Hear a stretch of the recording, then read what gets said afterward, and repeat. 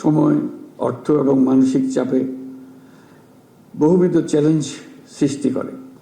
আসসালামু আলাইকুম। উপস্থিত সবাইকে আমার আন্তরিক শুভেচ্ছা জানাচ্ছি।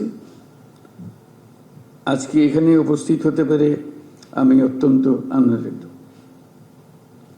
ইয়ুথ ভলান্টিয়ার অ্যাওয়ার্ড 2025 আয়োজনের জন্য আমি যুব ক্রীড়া মন্ত্রণালয়কে বিশেষভাবে ধন্যবাদ জানাচ্ছি। একই সাথে আজ যারা পুরস্কার পেয়েছ তাদের আমার প্রাণঢালা অভিনন্দন। আজ আমরা তারুণ্যের শক্তিকে উদযাপন করছি।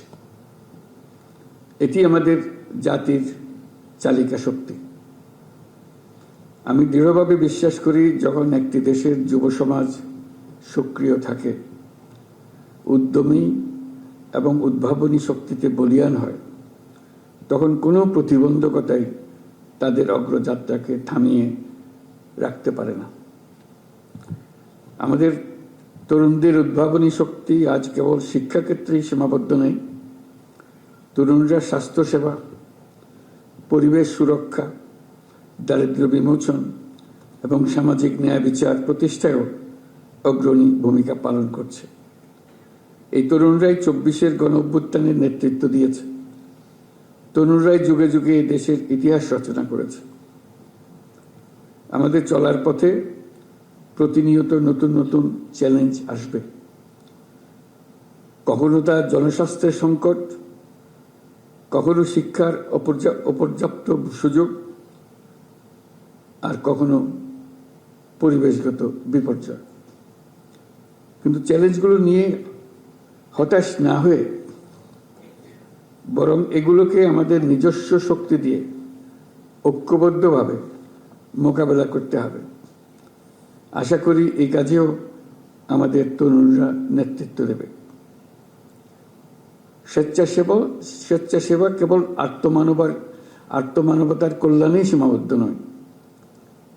এটি আত্ম উন্নয়ন, চরিত্র গঠন এবং নেতৃত্বের গুণাবলী বিকাশের এক আদর্শ মাধ্যম। আমরা চাই আমাদের তরুণরা কেবল স্বেচ্ছাসেবক হিসেবেই থেমে থাকবে না, সমাজের নীতি নির্ধারক, উদ্ভাবক এবং পরিবর্তনের স্থপতি হিসেবে নিজেদের তুলে ধরবে।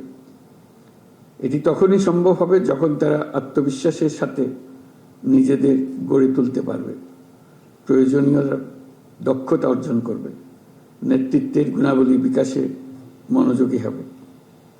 আজকের এই পুরস্কার কেবল একটি স্বীকৃতি নয়, এটি তোমাদের জন্য একটা উদাত্ত আহ্বান। তোমরা আরো সাহসী হও, আরো নেতৃত্ব দাও এবং সমাজের কল্যাণে নতুন ধারণা ও উদ্ভাবন নিয়ে কাজ করো।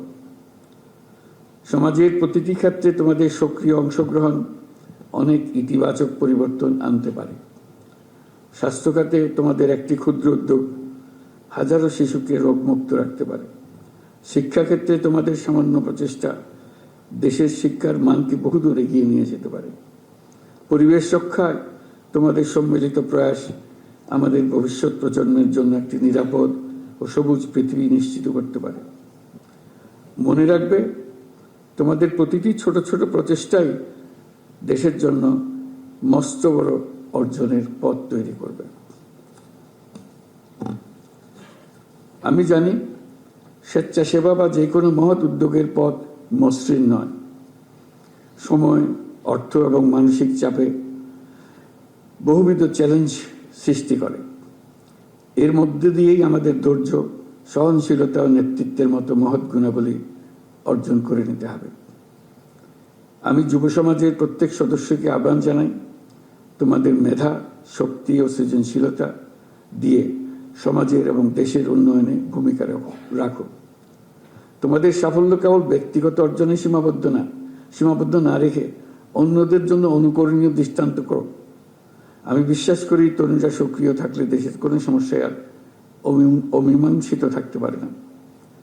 আমরা তোমাদের নতুন নীতি, যুগান্তকারী ধারণা এবং সামাজিক পরিবর্তনের অগ্রদূত হিসেবে দেখতে চাই। তোমাদের সম্মিলিত প্রয়াসেই বাংলাদেশ একটি উন্নত, মানবিক এবং উদ্ভাবনী রাষ্ট্র হিসেবে বিশ্বে মাথা উঁচু করে দাঁড়াতে পারবে। তোমাদেরকে আবারও অভিনন্দন জানাচ্ছি আমার পক্ষ থেকে এবং রাষ্ট্রের পক্ষ থেকে, দেশের সকলের পক্ষ থেকে। মহান আল্লাহ আমাদের সহায় হন। আল্লাহ হাফিজ।